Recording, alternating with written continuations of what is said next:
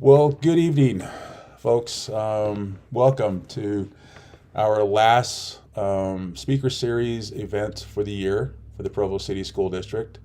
Um, really excited to have the guests that we have this evening join me. And so, just a little bit of history of the speaker series. Um, so we started this part of our work last year. Um, Going into this, the whole idea is to just kind of find ways to help our community come together to learn more about each other. Um, it's one of the wonderful things about this work is there are so many different cultures and people and different angles when it comes to this work, and you come into our schools, everybody's different. And so how can we come together as a community, as a district, um, to support each other, to learn from each other, to grow as human beings. And so the speaker series is a big part of trying to kind of help us to understand some of the challenges, but also some of the unique things that are part of all of our communities. And so tonight, we're going to learn about the LGBTQ plus. It's again, just like the diversity of our Black community and our Native American community and so forth. Our LGBT community is also part of that diversity. And so tonight, I've asked some folks that I've enjoyed learning from, who have actually become my teachers in many ways, as I have been learning myself more about the LGBTQ plus community, which I'll share later on this evening. So I want to make a quick introduction, but I'd like each of you, when it gets to your part, to kind of maybe just share just a quick background of all of you, because I don't want to spend too much time on the bios, because it seems like when you do that, it takes all the time. So this evening, we're going to start off with Camlin Giddens. Camlin is a teacher, also at one of our school at another school in Provo, but she's also part of Encircle, one of the partners of our district, and we're glad to have Camlin join us. Another dear friend, Chelsea Seller. Chelsea is a former teacher of the Provo City School District. It was sad for us to lose her last year, but she went back to, I guess, her home state, where she's from, of Ohio. So go Buckeyes. And so it's wonderful to have her and her husband with us last year as teachers, and they did a fabulous job at Dixon Middle School. And they're doing some great things now back in Ohio. So glad to have Chelsea back with us this evening. And we're also excited to have Danny Caldwell and Ty Bryan with us. Both are part of our LGBTQ plus advisory committee. We've started 5 committees 5 years ago, almost 5 years ago.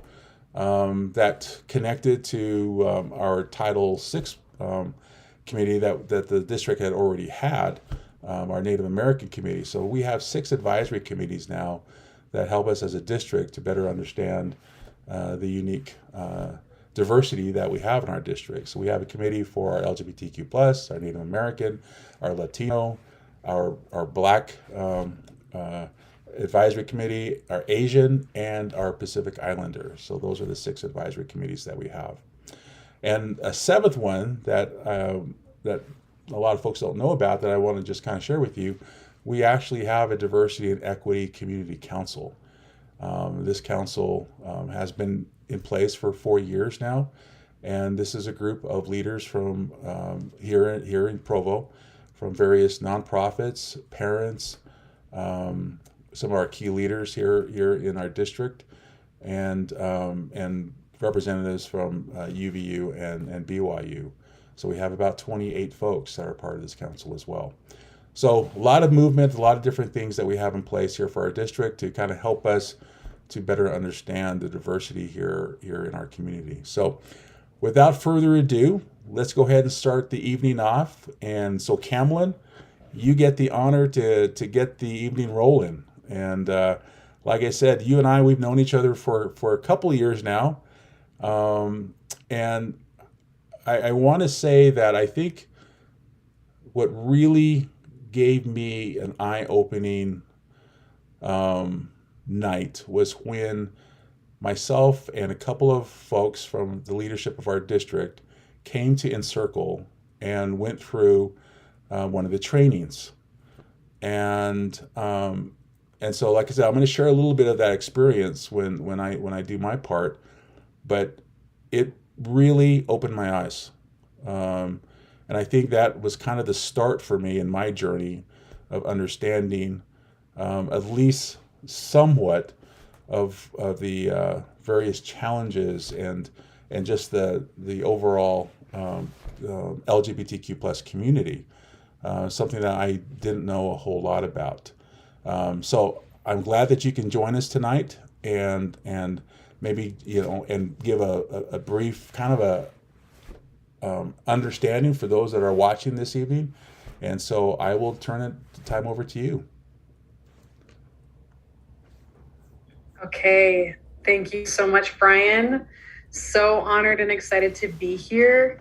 As Brian mentioned, I work at Encircle as Community Engagement Manager, and that means that I get to partner with different community organizations. I get to put on events. I get to do these trainings, and we call them trainings like what I'm about to show you right now. I'll give you a little kind of condensed 12-minute version of what I shared with Brian and that team of educators that generally actually lasts an hour, because I love to soak into these conversations, and in the discussions is really what brings the learning, I think. But I'm happy to share and just wanted to share that as someone who was born here in Provo, has moved around and moved away and tried to run and had my own ideas about this community, I myself have learned that the myth that Provo is not diverse, that's not true. The myth that that you can only expect to see opposition or closed-mindedness or all of these struggles, like that's also not true. I'm so grateful that in the position that I'm in and in the conversations that I get to see the best of people. I get to see them even working through struggles or things that are difficult. The fact that I get to be a part of that journey in those conversations is such an honor for me. So I'm gonna share my screen really quickly so that you can see this PowerPoint. Okay. All right, here we are. So we call this our cultural humility training. Oh, let me close this out of the way. Okay. So we call this our cultural humility training from Encircle. And we like to start by acknowledging that some of the information might be familiar to you. Some of it might be new and maybe create some discomfort even perhaps, and that is okay.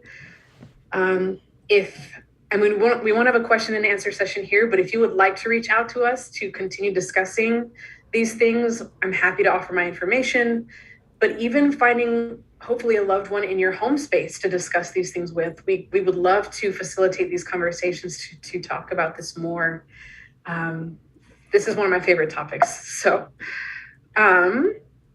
we'll start by covering what is the terminology that means a lot to this LGBTQ plus community. If you'd like to connect more with your LGBTQ plus loved ones, these are important concepts to understand or learn. So gender identity defines a person's internal or deeply held sense of their gender inside who they are. For transgender people, their own internal gender identity does birth. Gender identity is not something that's visible to others. It's not visible at all. Gender expression is the external manifestation of gender.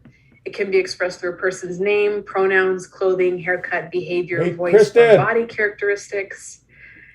Kristen. And again, that can be independent of gender identity.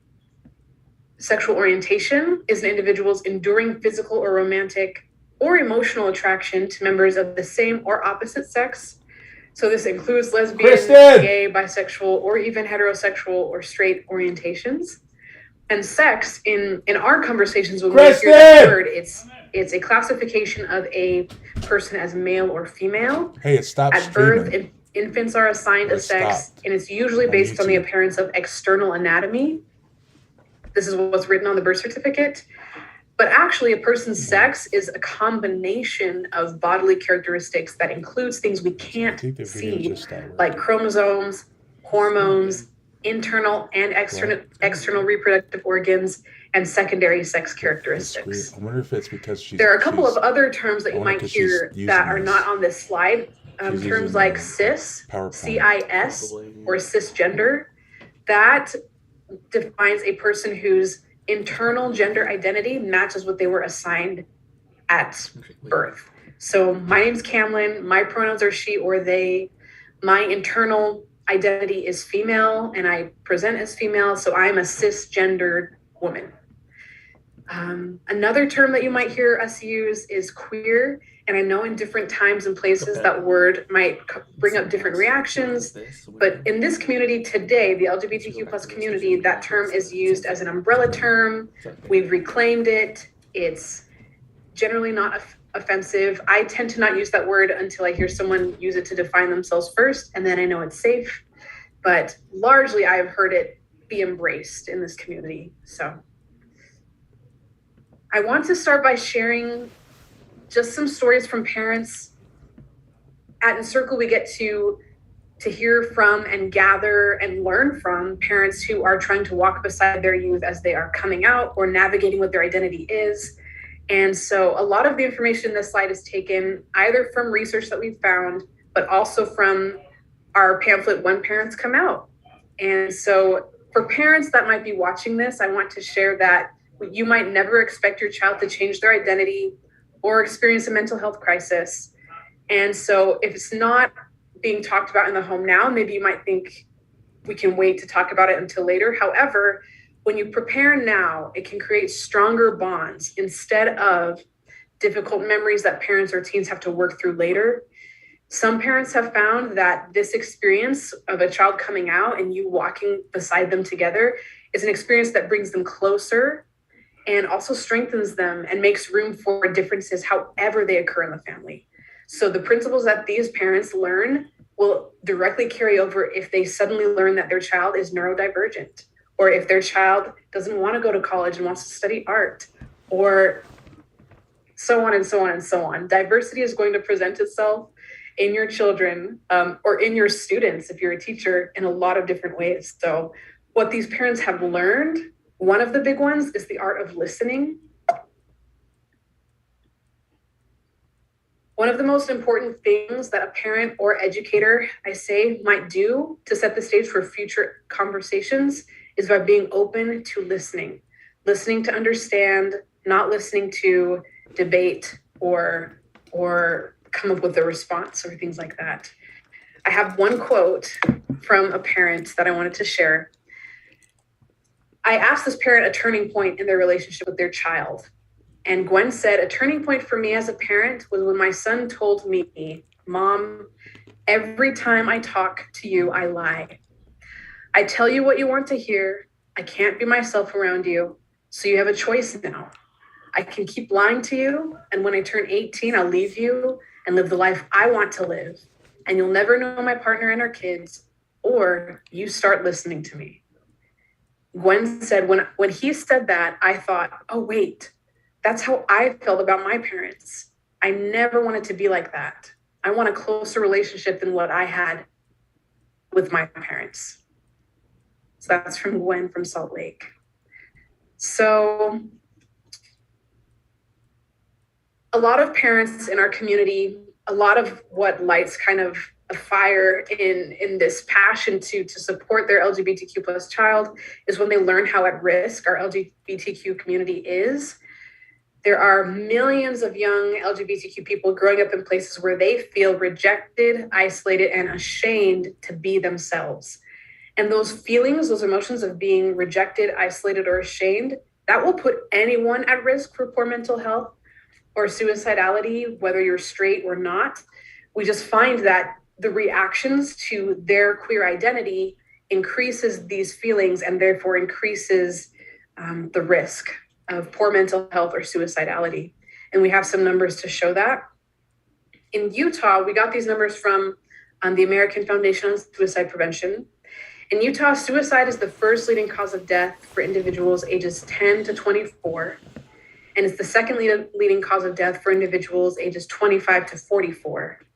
So in Utah, that number amounts to about a little over 21 people for every 100,000. Nationally, the rate is 13.93. So nationally, it's 13.93. Here in Utah, it's over 21. So there's a higher rate here.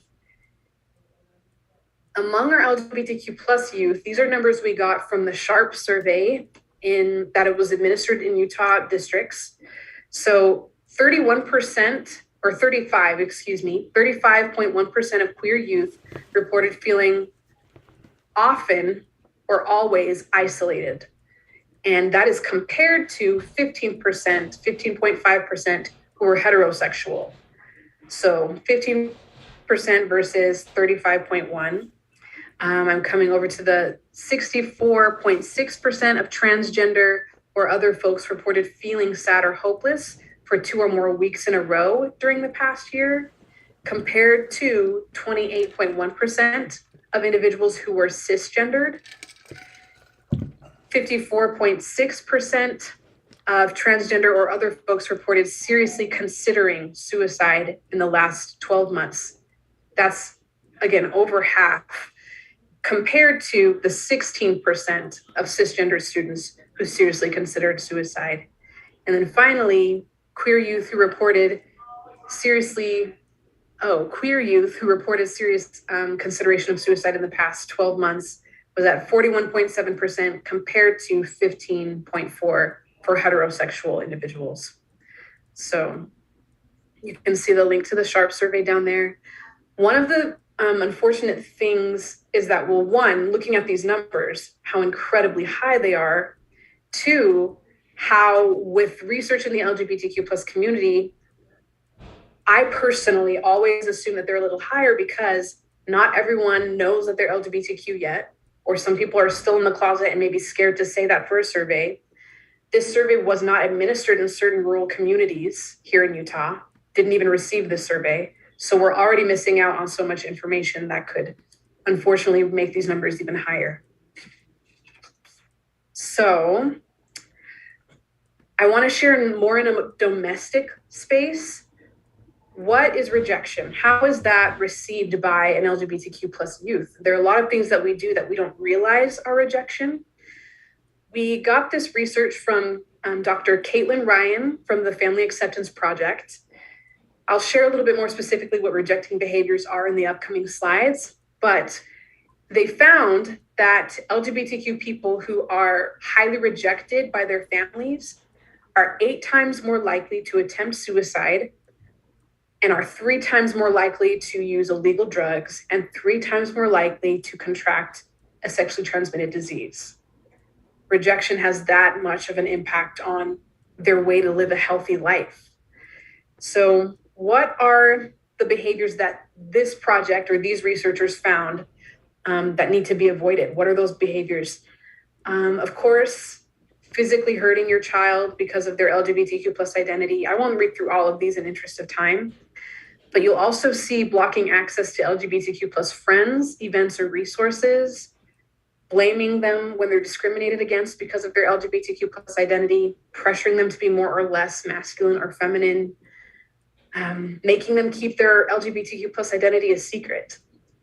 And I'll also note that the researchers found that the harm felt between either being physically abused, being hit or slapped, compared to being excluded or not being allowed to have access to LGBTQ friends, events, and resources, the amount of harm is the same. The amount of harm is equal. So we can't assume that one of these behaviors has a lesser effect than another. It depends on the person, but generally emotional harm can be just as harmful as physical harm. On the flip side, though, they provided behaviors that are helpful. So, of course, talking to your child about the LGBTQ plus identity that they hold. A lot of them is supporting their gender expression, how they want to express themselves, bringing them to LGBTQ plus organizations or events. You can go to the Family Acceptance Project to download a PDF of all of this information. It's free. And we've also learned at Encircle to avoid anything that is assuming, anything that puts someone in a box. So these are some phrases that even I have said. I hear them in the queer community. We're trying to do better. We're trying to practice allyship better by avoiding this because, again, this puts someone in a box. And one of the things I love to kind of connect to briefly is for me as a cisgendered woman, sometimes I'm put in a box as to how I need to present myself as a woman. Sometimes I'm told what I need to study or how I need to behave or how I need to look. And I don't appreciate that myself. So I don't want to do the same thing to someone for their whatever identity they're presenting in. So I will close with sharing just what Encircle can offer you as a resource, whether you're an educator or you're a parent. Because of all the statistics that I just shared with you, we've identified these 4 outcomes can combat the isolation, rejection, loneliness that puts others at risk. We combat that by providing a space for authenticity. That is a space where someone doesn't have to hide who they are, and they feel safe. Social connection, increasing that feeling of belonging, providing positive emotional experiences, and building psychological and emotional skills for coping or responding to negative things that might happen, learning how to respond to those. So at our home, we have a home in Provo, we have a home in Salt Lake, we have a home in St. George. We're opening one in Heber and we keep expanding. You can go to our website, encircletogether.org. We offer subsidized therapy. We offer programs kind of geared towards community connection or even creativity, like writing night, music night, art night. We have friendship circles where you can gather with a peer support group, both for youth, adults, and even parents. We have parent circles as well. And we are a safe space. We're open 3 to 8, Monday through Friday. And we also have education and research that includes me coming to you directly and having a conversation, or the library of pamphlets that we have available for free on our website as well. So I think that's all I'm going to share because we have some other wonderful stories to hear from. Thank you for your time. Well, I appreciate that, Camelin. Nice job. So one of the things I want to ask you, just real quick, since I have you here. So for a person like me that is still learning, again, I think one of the biggest fears for people is, like, I think you just kind of ended at the end. We don't want to say the wrong thing. Because it is, like I said, when we went to that training, I went away overwhelmed, because it was like, especially understanding pronouns. I want to be respectful, but in many ways it's still very new, at least for a person like me. How can people get educated? How can they learn, and to hopefully get it to a point where it's a little bit more natural. I mean, I'm for myself, I'm slowly getting there, but how can just a community member, where can they start? I'm sure that our other guests could also add to this if you want to, but yeah, I deleted the slide about pronouns just in the interest of time, because I had to condense the whole presentation. But you're right, Brian. It's a mind shift, something that I've even learned in my practice. At Encircle, we practice sharing our name and our pronouns at the same time. My name's Camelin. My pronouns are she or they. What pronouns do you use? We kind of make it natural and regular. We try to practice that. I know the they can trip some people up as well, until we realize that we say, oh, someone lost their wallet. You know, like I just used they because I didn't know the identity of who this person is. Or in a book, if there's a character and the author's trying to withhold some mystery of who someone is, they use they. It's been around actually. And so I'm learning to default that and not assume what someone's pronouns are. And I actually got this piece of advice. This takes some work on my part, but it was great advice from a youth who said, I have some friends, and what I had to do was sit and think about that person, imagine them in my head and see them as the identity that they say they are, and learn to appreciate that about them. Think of it as beautiful.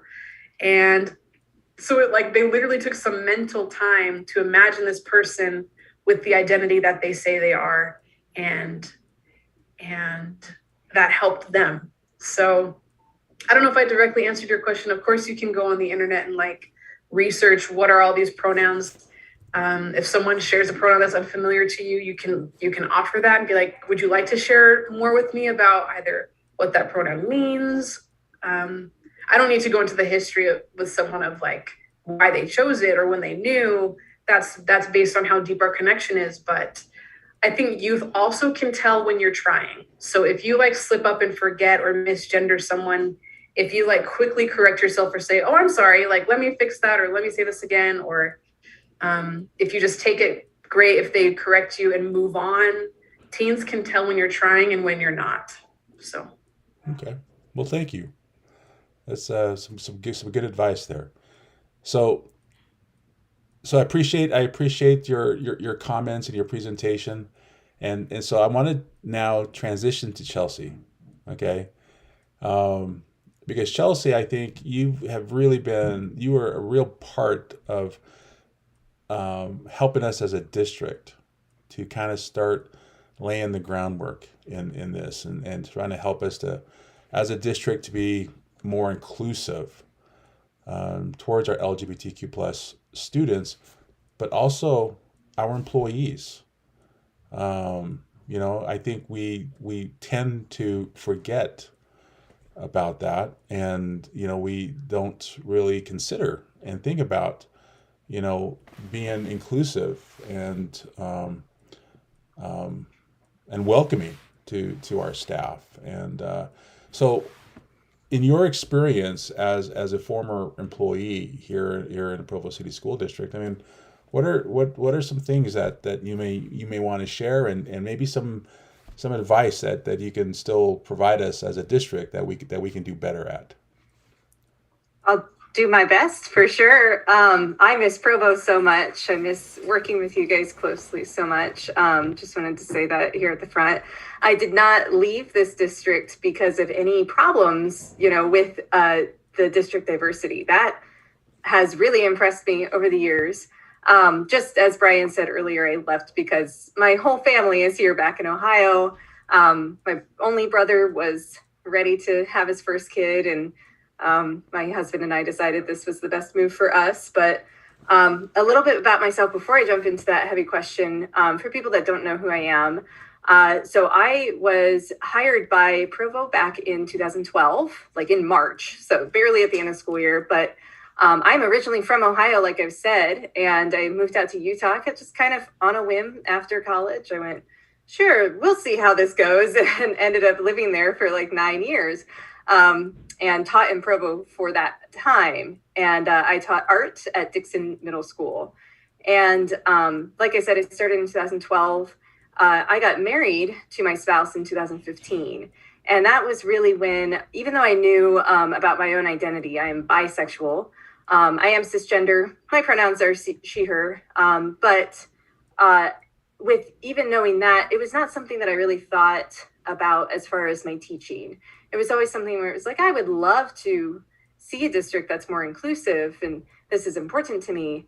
But back in 2014, 15, when my spouse and I were really actually dating, gay marriage was actually not totally legal yet with the federal government. That was coming up in 2015 in the summer. So at that time, my spouse identified as female and was presenting as female, maybe not identified as, because my spouse is transgender and uses he, him pronouns. But when I got married, it was a same-sex marriage. And as far as that experience with Provo District, I had already had a really great experience with a lot of colleagues in my school building. I had gotten to know a lot of people at the district level, and I went to our union rep. So I would say to any educator out there, you know, your union is here to support you no matter what. And in this case, she could answer my questions about, what do I do? You know, a lot of people, when they get married, especially in Provo, Utah, you know, it's this big thing. They're sharing it with all of their colleagues. There's a wedding invite on the faculty lounge refrigerator. And definitely at that time, there was a feeling that I had where I loved my colleagues, but I was not sure if this could put my job in jeopardy, or if that could put my relationships in jeopardy. And thankfully, she came back and said, this district has been, as far as she has seen, very accepting already. And she said, you're not in any legal, trouble, I guess. You're not in any danger there. And so I was able to, share that good news with my staff. And then the next question I had to face as an educator, that I know that there are educators out there right now, whether in Provo or otherwise, facing, is how do I address this with my students? Basically, do I come out to my students, right? And is that going to be supported by the larger community, not just the district in legal terms, but, the parents? And at first, I did not tell them. I didn't tell my students that year that I got married about what was happening. And then as time progressed, I was just feeling like I'm not being my authentic self. And realizing that as an adult in this space, I have there's an obligation to be someone that is supportive, to be your authentic self in this capacity. And there's a real opportunity here to maybe show people that this isn't something that's odd or, outside the norm completely or anything like that. So I did end up being out to my students, basically from 2016 onward. That was about the time that my husband started to transition. So in all of that, it actually became harder to be out, kind of, instead of saying my wife, now I'm saying my husband, and most people would be like, oh, okay, you're straight, where our relationship is not that. So I ended up just every semester that I'd have new students, that would be part of my introduction to them for myself, was that I'm part of the LGBTQ community. And as far as Provo goes, and as far as my experiences, as I mentioned before, very positive by and large. I was really humbled when I was approached by Brian in the district to help out with forming our diversity and equity committee for LGBTQ plus people in the district. That I was am very passionate about that. I saw the reception there was very much, I feel like people in this community really want this. They really, Brian kind of voiced it, of there's this uncertainty of, well, I don't want to make a mistake, and I'm not really sure how I maybe feel about all of this, but I want to know more. And overall, I had a very great experience working with parents and with students, and with staff as well. The staff at Provo is so supportive, in my opinion, from where I'm at. I had people that I have known for years coming to me, asking me about, I just found out this student is transgender, or this student is gay, and how do I navigate this in a nice and respectful way and a positive way for our students? So really, I think my advice is just continue this work. There is a need for it. There is always going to be people that are, no matter if you're in Ohio, by the way, or Utah, it's not that much different, actually. There's always going to be people that are naysayers, people that are making choices not to understand. But we can't let them control the conversation. To any staff out there that might be listening here in the future, if you feel that it is safe for you, I had such an amazing time being out to my students. That helped them trust me in ways that a lot of times they couldn't trust other adults. I thought it was very important for me to be out and visible and just doing my job. Just happens to be I'm doing my job as a bisexual person that has a transgender spouse and has that perspective. Was there anything that I didn't answer, Brian? No, I think you got it. Awesome. So Okay. I appreciate that. I mean, Chelsea, again, with what we've been doing in this work, I first of all, is so appreciative of your willingness to step up and to help me, with creating these advisory committees. I had really no idea how this was going to go, what direction, and to see these committees really kind of, grow and establish themselves, and especially this committee. I mean, this committee has really done some great work, advocacy work, education, all of I think, the many points of why these committees were created. What we've been able to do with our LGBTQ plus community is, I think, created that a little bit more openness and acceptance that we're seeing here within our district.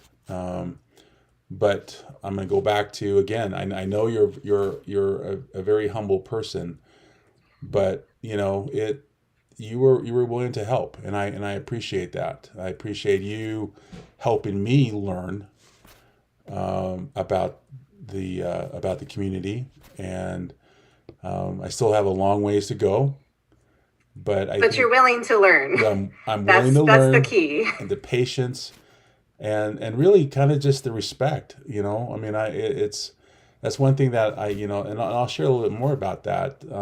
Is that I think Kamala mentioned with the kids. The kids will give you credit, that you're trying. Mm-hmm. That you're trying to learn, and I think that's a big part, is that willingness to learn, and so as I keep on this journey, that's one of those things that I constantly keep doing, is just keep learning as much as I can, and one of these days I'm going to get the pronouns correct and say the right things and so forth, but. So anyway, I just you're a dear friend, and I appreciate everything that you have done when you were working here, and we definitely miss you. So I miss it a lot. It's a hole in my heart, honestly. So thank you so much, Chelsea, and so with all of that, with what Chelsea was talking about.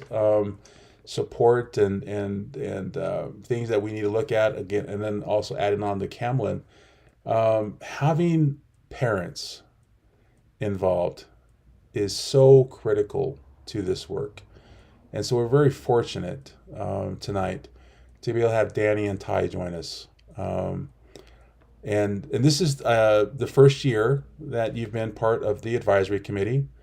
And again, at the meetings, you're very helpful. You're, giving us so much energy and the passion. But again, it goes back to the education part of it, is again helping us as a district to understand a little bit, because we can never really understand the pressures from a parent perspective, but you can at least help us to find better ways of being more supportive to our students, and that's why the parents is such a critical part to this work. So want to thank you both for being a part of the advisory committee. So Danny and Ty, I want to turn this time over to you and for you to share your perspective as parents.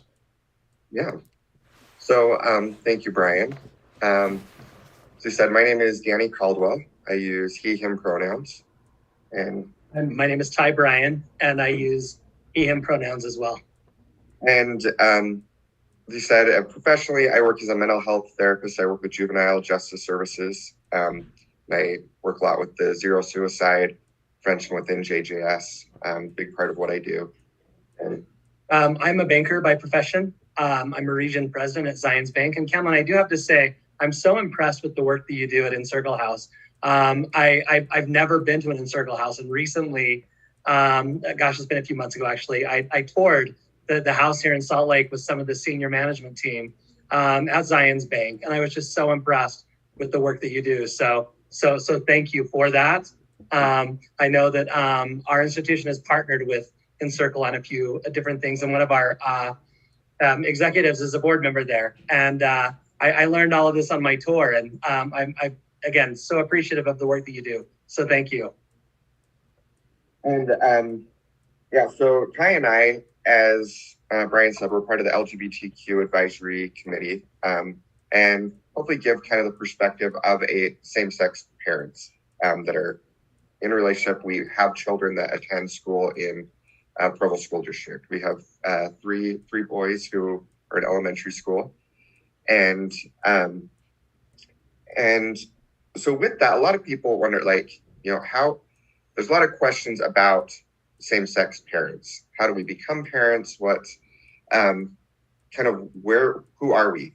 And there really aren't a lot of statistics that are current on this. The most recent I could find were 2016, which was right after same-sex marriage was legalized. But what we know is that there are becoming more and more same-sex couples who have children, who are parents. And the ways that happens they vary.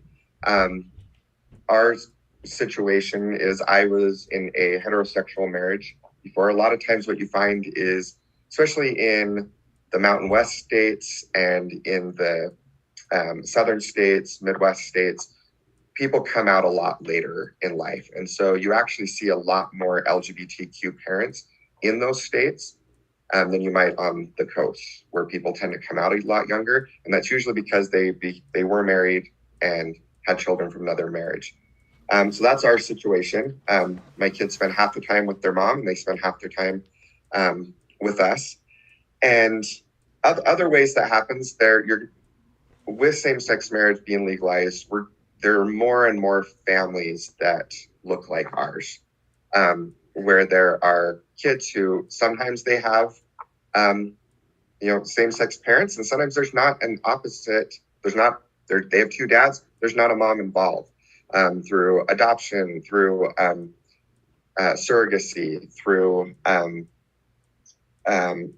different types of insemination processes. Same-sex couples are able to become parents. And so we're going to see this more and more, and it's probably more common than people even realize, even within Provo School District.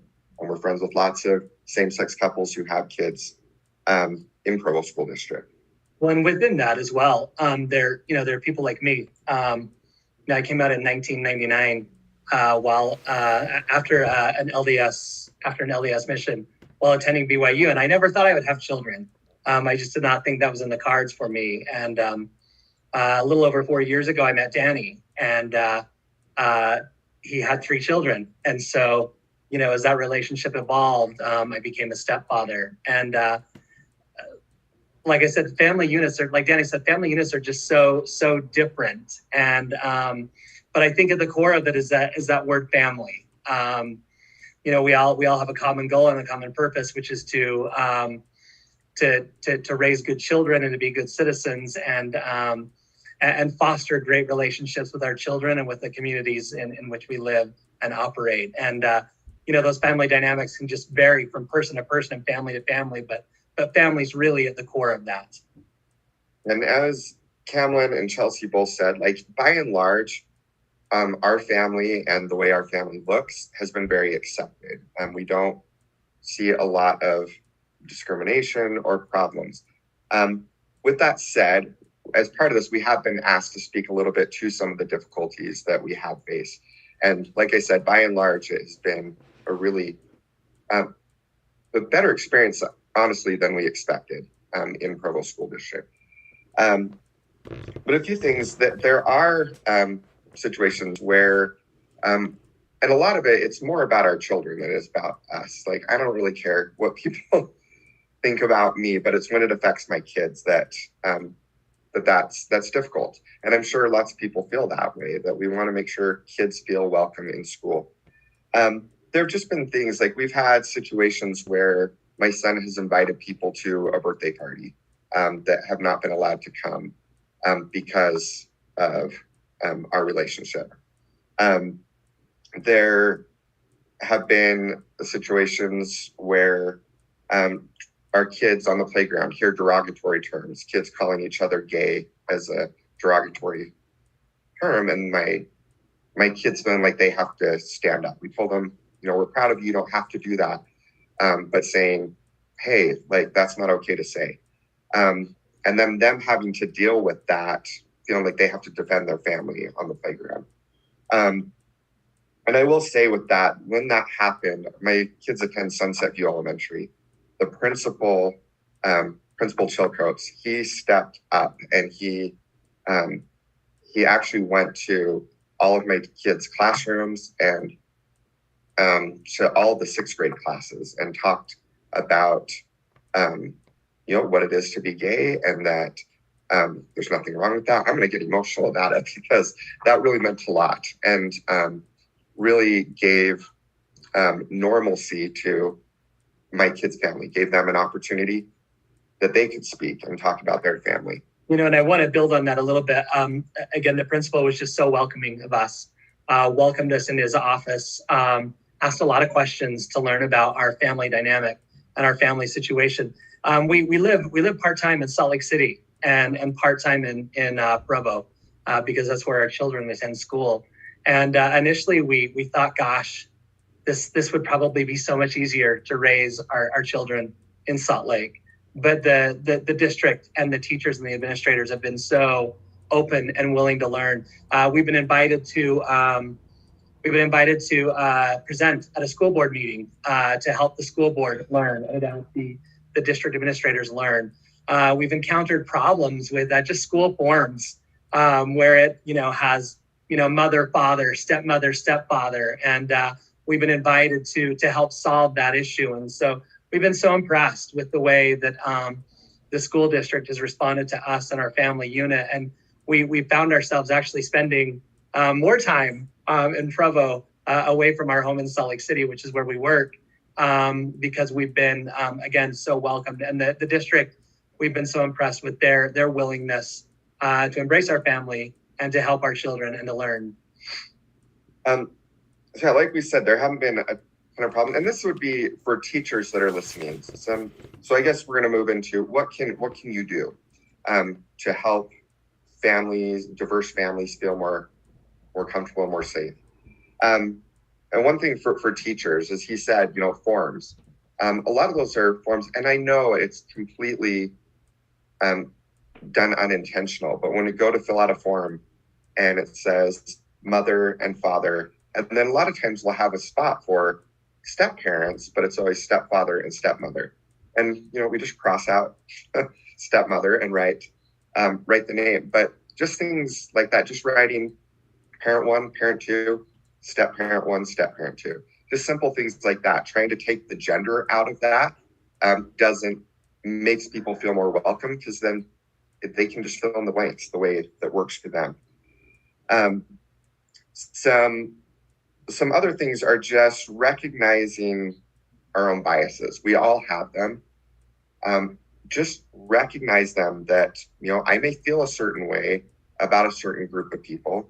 Why do I feel that way? And start to question that and ask yourselves, why do I feel that way? And how can I improve on that? How can I start to understand and see things differently? And I feel like that recognition of individual bias is one of the first steps to just diversity and equity and inclusion in general. And Brian, I was so impressed with what you said earlier, where you're like, I'm learning. What would you say to someone that's learning? And I think it's okay. It's okay to ask questions. And when you're genuine and you're sincere and you approach it from a place of learning, I've found that generally people don't take offense to that. They want to help individuals learn. And, even as a member of the LGBTQ plus community, I've been involved in a forum this year where specifically around transgender individuals where I'm learning.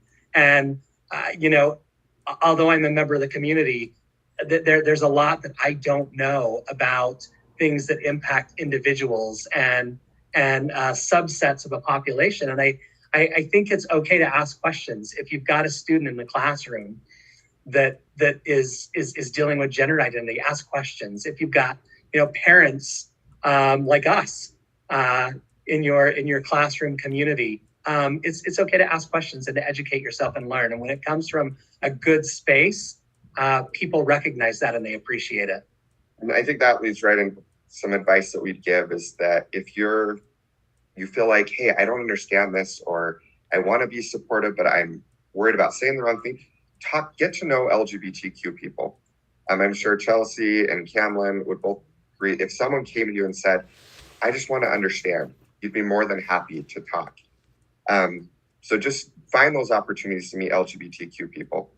Some other things is recognizing, sometimes we hear the gay agenda. And I think an important thing is to recognize that LGBTQ people, we're just regular people. We get up in the morning and we run around crazy trying to get our kids off to school. We go to work, we come home, we make dinner, run kids to activities, and watch Friends and go to bed. That's our gay agenda usually for the day. So just trying to educate yourself, trying to connect with the community, looking for events, things that you can, ways that you can learn and connect and get to know people. So. Brian, hopefully we covered the questions that you had asked us to cover. But again, thank you so much for allowing us to be here. And Chelsea, Camlin, thanks for your stories. Camlin, I was inspired by your story. Chelsea, I was inspired by your story. Thank you so much for sharing it.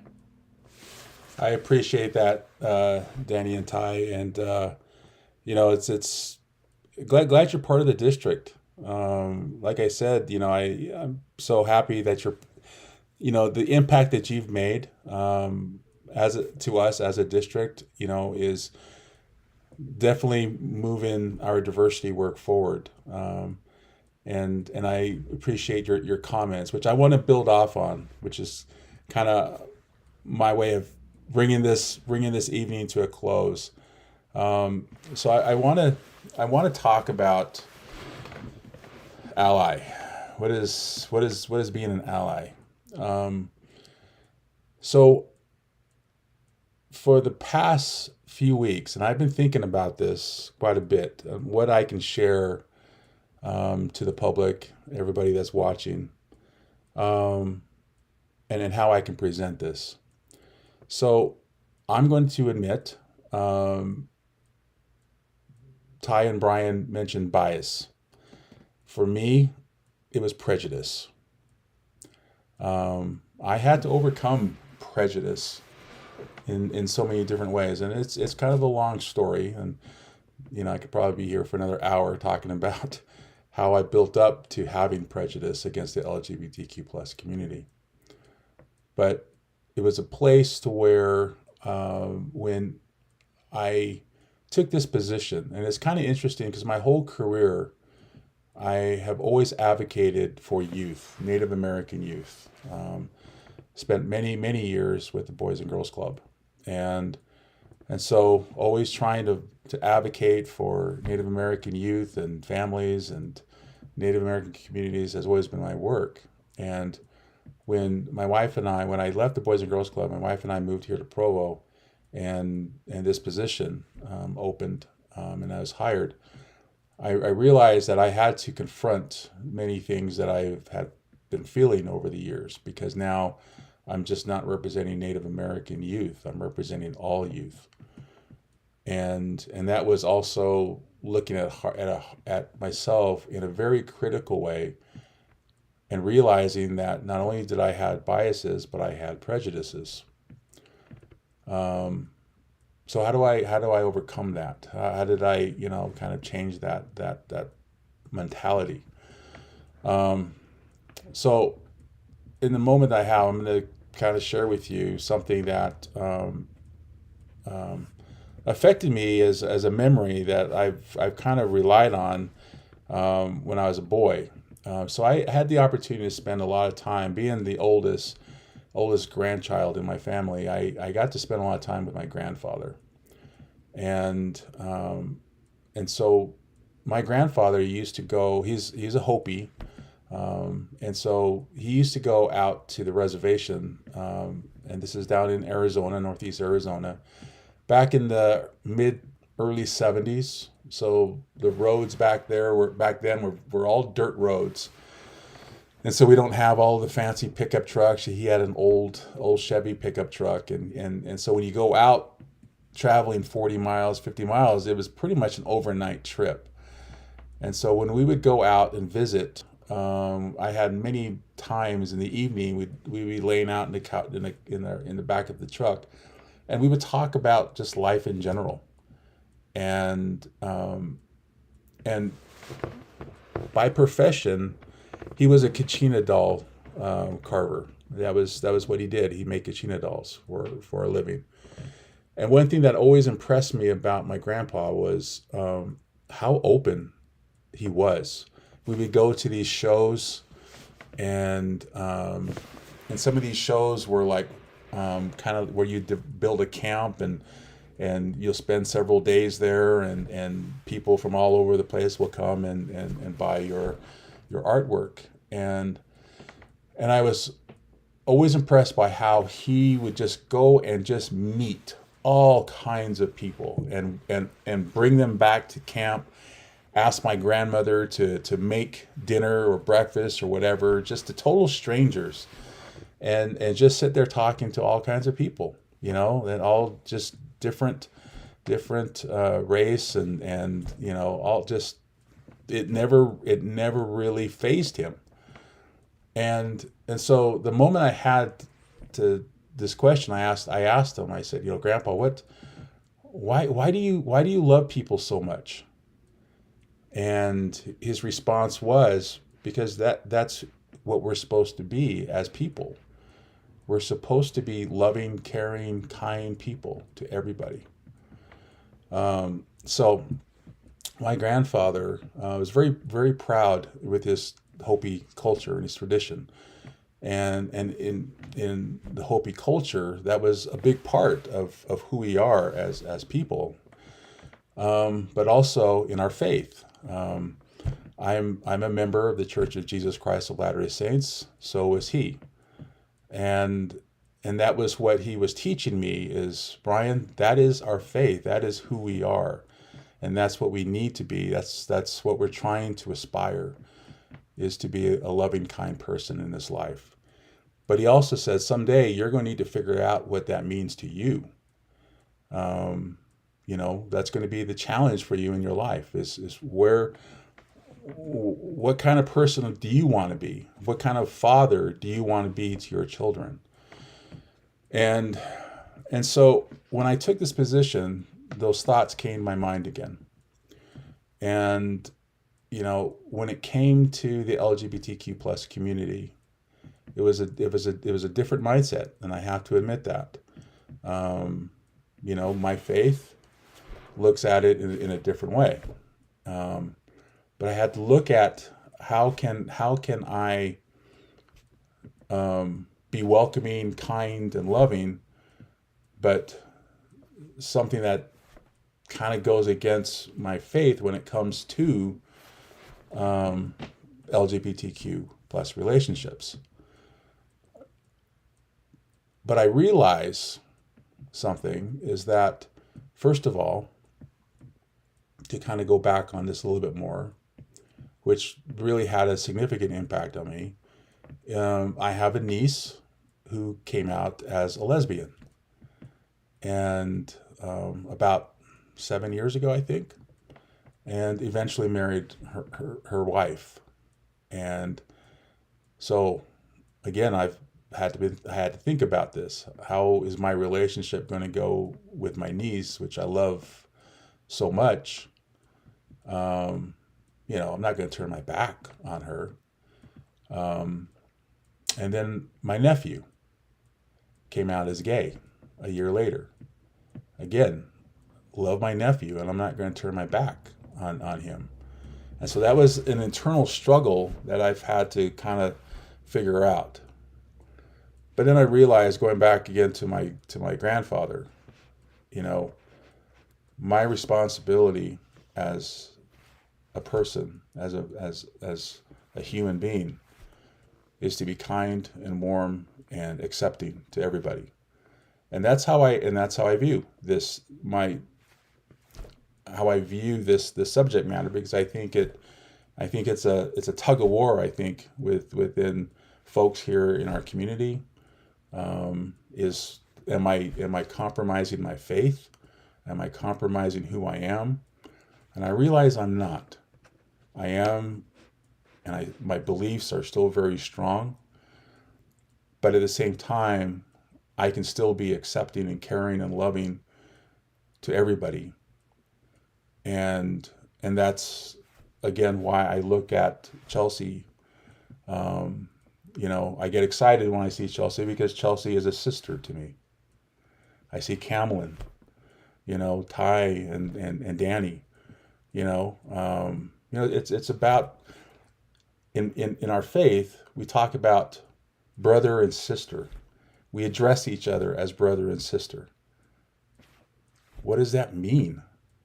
Do we say it just because we say it, or do we say it because we mean it? Well, I want to be on the side that it means something, and that's what I believe, and this is my perspective. That's what I believe why we're here on this earth, is to get to the point where I can look at somebody that is different than me, but still I can consider that person as a brother and a sister. And that's what I try to now live, how I live my life. And so how I've overcome prejudices, again, it's education. It's taking the time to learn. When I screw up, I have wonderful friends that will correct me and not chastise me. But I'm working towards to making sure that, that I'm being respectful. I shared this example a couple of nights ago at our Diversity and Equity Council. I look at religion. Okay, I have friends who are members of the Catholic Church, Lutherans, Muslims, Buddhists. I have friends from all different denominations. Do I turn my back on them because we don't believe in the same religion? No. So what's the difference than what I can accept somebody who is part of the LGBTQ plus community? Even though we have differences, that doesn't mean we need to be disrespectful to each other. We can still be kind, and that's what I hope that as a community, as a school district, that we can exemplify that we can, as a community, come together as a family. And I've heard that word a few times, a family. We say that a lot in our faith, family. So I say to people, let's start living that. Let's start living the principles of whatever faith we belong to, whatever culture we belong to, because brother and sister is universal in all faiths and cultures, and that's what this is all about. It goes back to also the statistics that Camelin shared. It breaks my heart when I hear students considering suicide as a way to solve their problem. No child should ever be thinking about suicide. That should never happen. Here in our district, our employees should always feel safe when they come to work, to where they can put up a picture of their wife or their husband, you know, if they're part of the LGBTQ plus community, and not feel afraid. So I hope whoever is watching this and whoever will be watching this in the future, that here in our community, here in Provo, that will be a community that will definitely exemplify kindness, and that will be caring and accepting to each other, and that we will teach our kids in our family times at home to be respectful to not only LGBTQ plus but race. I mean, you know, there's a problem using derogatory language to other cultures, and that needs to stop as well. Bullying needs to stop. But that can be taught, but that should be taught in the home, and it needs to be taught in the home as well, as much as possible. But as a school district, we need to also make sure that our district is a caring and loving place that has caring adults, that when our kids come into our buildings, that they feel safe. When our employees come to the building, that they feel safe. And that's what I hope that we can keep working towards and keep striving for as a district. So thank you for letting me to indulge a little bit. I hope that tonight will be a starting point for those that, you know, are still trying to figure out. I know what you're going through. I've been there, but at the same time, you know, again, it's a learning process, and I still keep learning on how to be a stronger ally, not only to LGBTQ plus, but to across the board to all of our various groups, ethnic groups, every culture, every people. And that's, again, what I try to do is to try to live up to what brother and sister means. So thank you. So Chelsea, Camlin, Ty, Danny, thank you so much. I really enjoyed this evening. I really am grateful that, you know, I have wonderful friends, and you know, you all mean a lot, and for taking the time here this evening, I really do appreciate it. And I thank you that are watching. And again, this is our last speaker series event for the year. It kind of flew by pretty quick, but next year we'll have this again on some more topics of diversity and equity. And I hope you'll join us. And thank you again. I hope everybody has a great summer break, and we'll see you next school year. So thank you very much.